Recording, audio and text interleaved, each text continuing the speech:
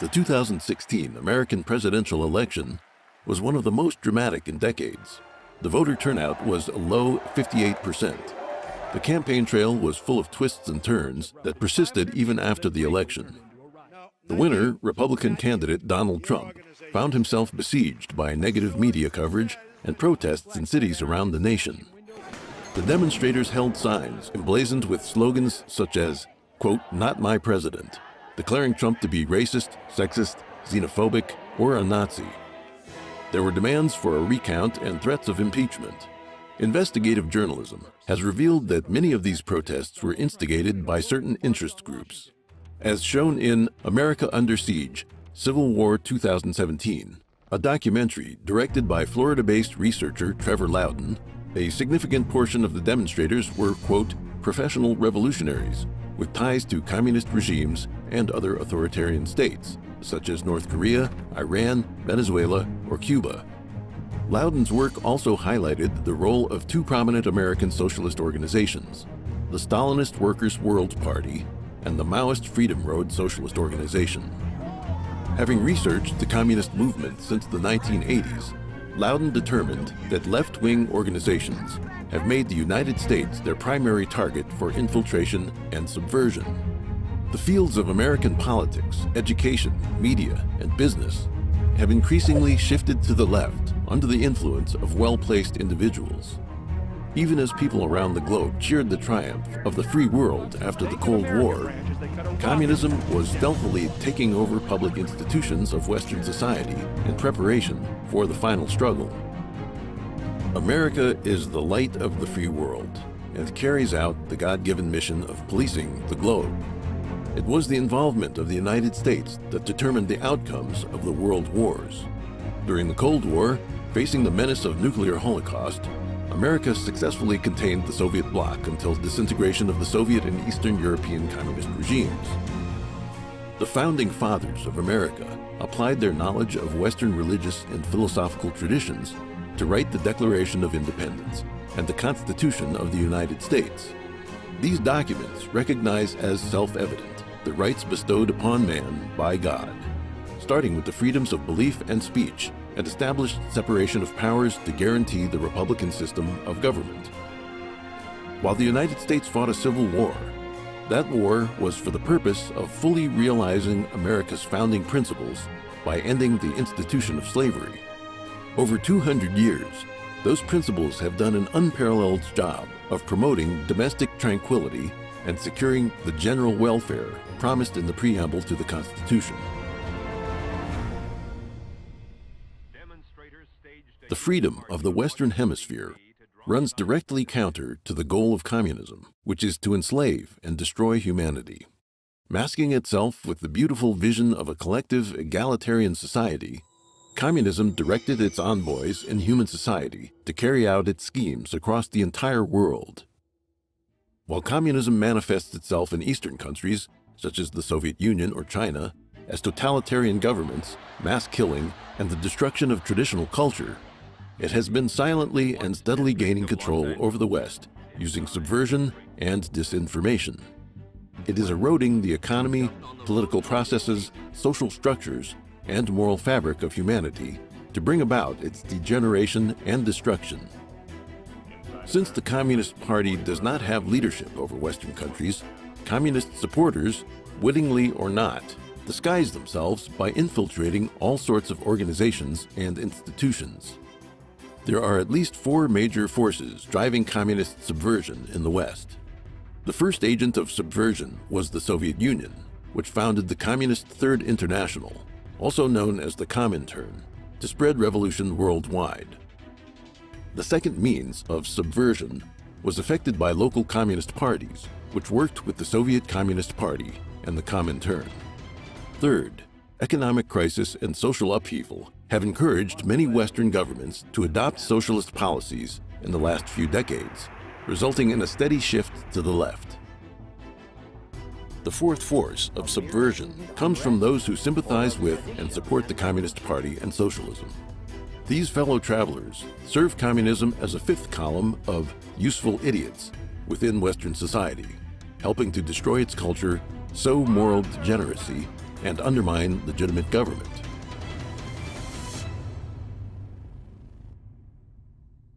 One, communism via violence and nonviolence. In the popular imagination, the Communist Party is synonymous with violence, and with good reason. In the Communist Manifesto, Marx and Engels said, quote, "The communists disdain to conceal their views and aims. They openly declare that their ends can be attained only by the forcible overthrow of all existing social conditions." The fact that the communist regimes of Russia and China took power through violent revolution and used violence as a tool of repression drew attention away from communism's less visible forms. The branch of Marxism that advocates violent revolution is represented by Leninism, which adapted the theory in two significant respects. According to Marx, communist revolution would begin in advanced capitalist countries, but Lenin believed that socialism could be built in Russia, which was comparatively backward in its economic development. Lenin's second and more important contribution to Marxism was his doctrine of party building. Party building basically consisted of adopting the techniques of coercion, deception, and violence found in criminal organizations, and animating them with Marxist socio-economic theory. According to Lenin, the working class is incapable of developing class consciousness or demanding revolution on its own, and it must be rallied to action by external action. The agents of revolution would be organized in a highly disciplined proletarian vanguard, the Communist Party. The British Fabian Society, founded in 1884, a year after Marx's death, took a different path in the struggle to impose socialism. The Fabian logo depicts a wolf in sheep's clothing, and its name is a reference to Quintus Fabius Maximus Verrucosus, the Roman general and dictator famous for his delaying tactics. In the Fabian Review, the first pamphlet produced by the group, a note on the cover reads, quote, "For the right moment you must wait, as Fabius did most patiently when warring against Hannibal, though many censored his delays. But when the time comes, you must strike hard as Fabius did, or your waiting will be in vain and fruitless."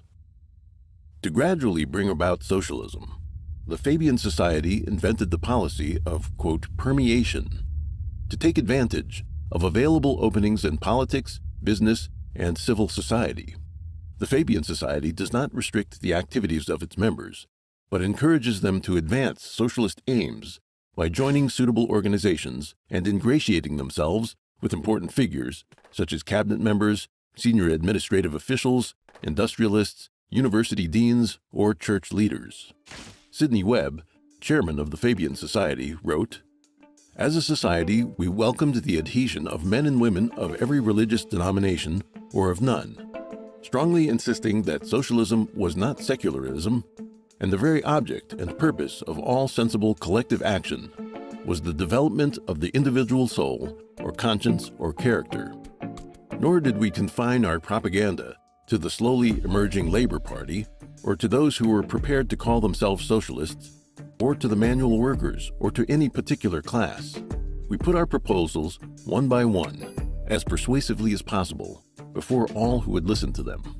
Conservatives, whenever we could gain access to them, the churches and chapels of all denominations, the various universities, and liberals and radicals, together with the other socialist societies at all times. This we called permeation, and it was an important discovery. Many members of the Fabian Society were young intellectuals. They made speeches and published books, magazines, and pamphlets across society. In the 20th century, the Fabian Society moved to the political scene. Webb became the Fabian representative in the newly formed Labor Representation Committee of the Labor Party. In the Labor Party, Webb drafted its party constitution and party program. Taking a lead role in forming policy, Webb endeavored to make Fabian socialism the guiding ideology of the party. The Fabian Society later acquired influence in the United States, where multiple groups exist in the liberal arts faculties across many universities.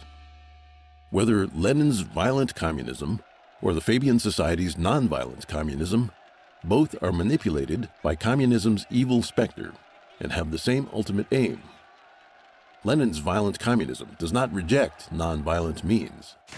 In his book, Left-Wing Communism and Infantile Disorder, Lenin criticized the communist parties of Western Europe that refused to cooperate with what he called the, quote, reactionary labor unions, or to join the, quote, capitalist national parliament.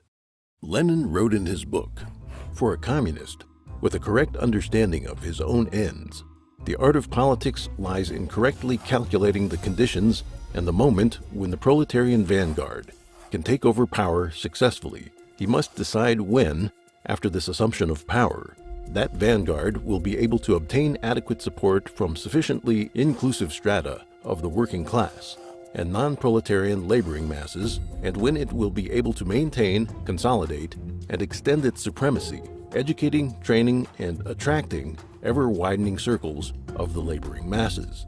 Lenin stressed again and again that the communists must hide their real intentions. To seize power, no promise or compromise can be ruled out. In other words, to achieve their goals, they can be shamelessly immoral. On the road to power, both Russia's Bolshevik Party and the CCP utilized violence and deception to the utmost. The brutality of the Soviet and Chinese communist regimes has drawn attention away from the nonviolent communism found in the West. George Bernard Shaw, an Irish playwright and representative of the Fabian Society, once wrote, quote, "I also made it quite clear that socialism means equality of income or nothing, and that under socialism you would not be allowed to be poor. You would be forcibly fed, clothed, lodged, taught, and employed whether you like it or not. If it were discovered that you had not character enough to be worth all this trouble, you might possibly be executed in a kindly manner." The Fabian Society specialized in disguise. It chose Shaw, a literary man, to cover up the true aims of nonviolent socialism with beautiful words, but the brutality lies below the surface. Western communist parties and their various front organizations incite young people to create an atmosphere of chaos. They take part in assault, vandalism, robbery, arson, bombings, and assassination to harass and intimidate their enemies.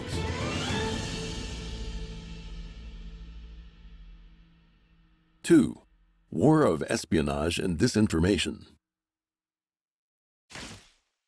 Communism holds the nation to be an oppressive construction of class society, and it aims to abolish nationality.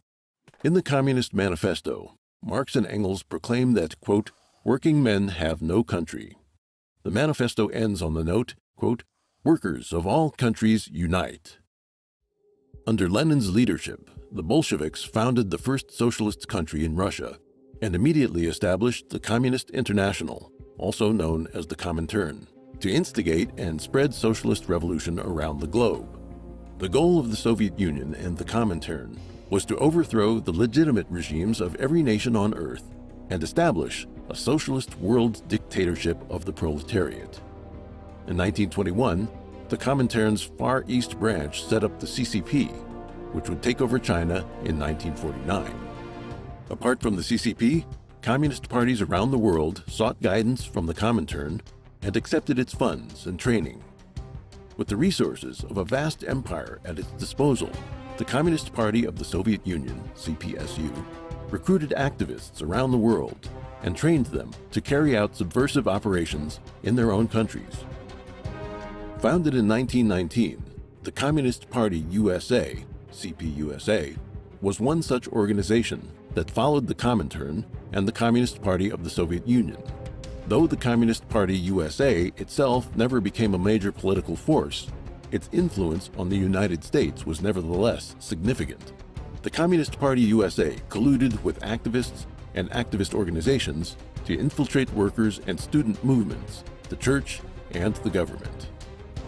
Dr. Fred Schwartz, a pioneer of American anti-communist thought, said in 1961, quote, "Any attempt to judge the influence of communists by their numbers is like trying to determine the validity of the hull of a boat by relating the area of the holes to the area which is sound. One hole can sink the ship. Communism is the theory of the disciplined few controlling and directing the rest. One person in a sensitive position can control and manipulate thousands of others. It is now known that Soviet operatives were active within the U.S. government during World War II. Despite this and the anti-communist efforts of Senator Joseph McCarthy, the facts were hidden from the public by leftist politicians, academics, and the left-wing media.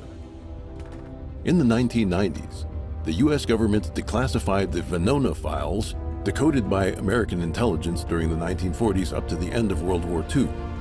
These documents show that at least 300 Soviet spies were working in the U.S. government, including high-ranking officials in the Roosevelt administration who had access to top-secret information. Other agents used their positions to influence American policymaking and statecraft.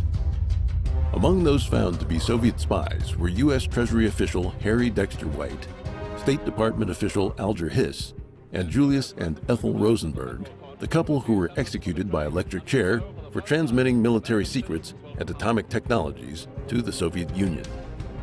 The communications intercepted and decrypted by the Venona project are just the tip of the iceberg.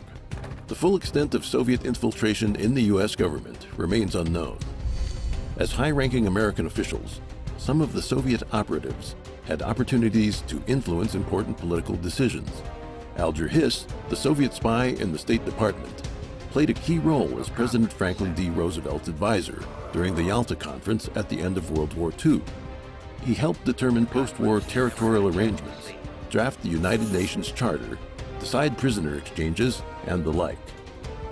Harry Dexter White, a trusted aide to Secretary of the Treasury Henry Morgenthau Jr., helped create the Bretton Woods International Financial Agreement and was one of the major personalities behind the establishment of the International Monetary Fund and the World Bank. White encouraged the Chinese Nationalist Party, Kuomintang, to enlist underground CCP member Yi Zhaoding in the Chinese Ministry of Finance. Taking up the post in 1941, Yi was the architect of disastrous currency reforms that damaged the Kuomintang's reputation and benefited the CCP's rise. Some historians argue that the influence of Soviet spies and their left-wing sympathizers in American foreign policy led the United States to end military aid to the Kuomintang during the Chinese Civil War after World War II. Mainland China was consequently lost to the CCP. Some scholars, such as M. Stanton Evans, argue that Soviet spies were most successful at influencing policy. Whittaker Chambers, a Soviet informant and Communist Party USA associate, who later defected and testified against other spies, said, quote, "The agents of an enemy power were in a position to do much more than purloin documents. They were in a position to influence the nation's foreign policy in the interest of the nation's chief enemy, and not only on exceptional occasions, but in what must have been the staggering sum of day-to-day decisions." Yuri Bezmenov, a KGB agent who defected to the West, discussed Soviet methods of subversion in his writings and interviews. According to Bezmenov, the James Bond-style spies of popular culture who blow up bridges or sneak around stealing secret documents couldn't be further from the reality of espionage. Only 10 to 15% of the KGB's personnel and resources were allocated to traditional spy operations, with the rest going to ideological subversion. Bezmenov said that subversion comes in 4 stages. The first step is to foster the cultural decadence and demoralization of the enemy country. The second is to create social chaos. And the third is to instigate a crisis that would lead to either civil war, revolution, or invasion from another country, culminating in the fourth and final stage of bringing the country under the control of the Communist Party. This is called normalization. Bezmenov, whose alias was Thomas Schumann, listed 3 fields of subversion: thought, power, and social life. Thought covers religion, education, the media, and culture. Power includes government administration, the legal system, law enforcement, the armed forces, and diplomacy. Social life encompasses families and communities, health, and relations between people of different races and social classes. As an example, Bezmenov explained how the concept of equality was manipulated to create unrest. agents would promote the cause of egalitarianism, making people feel discontent with their political and economic circumstances. Activism and civil unrest would be accompanied by economic deadlock, further exacerbating labor and capital relations in a worsening cycle of destabilization. This would culminate in revolution or invasion by communist forces. Ion Mihai Pacepa, the highest-ranking intelligence official in communist Romania, defected to the United States in 1978. He further exposed how the former Soviet Union and communist regimes of Eastern Europe adopted strategies of psychological warfare and disinformation against Western countries. According to Pacepa, the purpose of disinformation was to alter people's frame of reference. With their ideological values manipulated, people would be unable to understand or accept the truth, even when presented with direct evidence. Bezmenov said the first stage of ideological subversion usually took 15 to 20 years. That is, the time needed for the education of a new generation. The second stage, 2 to 5 years, and the third stage, only 3 to 6 months. In a speech he gave in 1984, Bezmenov said the first stage had been accomplished to a greater extent than the Soviet authorities had originally expected. The accounts of many Soviet spies and intelligence officials and declassified documents from the Cold War suggest that infiltration tactics were the driving force behind the counterculture movement of the 1960s. In 1950, McCarthy began to expose the extent of communist infiltration across the U.S. government and society. But 4 years later, the Senate voted for his condemnation, and the government's initiative to rid itself of communist influence was brought to a halt. This is one of the main reasons for the decline of the United States. The threat of communist infiltration has not lessened since the collapse of the Soviet Union and the end of the Cold War. As an example, McCarthy has been demonized by left-wing politicians and the media for ages. Today, McCarthyism is synonymous with political persecution, an indication that the left wing has successfully established dominance in the ideological struggle. The decades of suppression and defamation divvied out to U.S. anti-communist heroes like McCarthy indicate a general trend. As one conservative American political commentator observed, anti-Americanism is a natural component of the global left-wing movement. The left wing fights tooth and nail to protect adulterers, abortionists, criminals, and communists, while supporting anarchy and opposing civilization.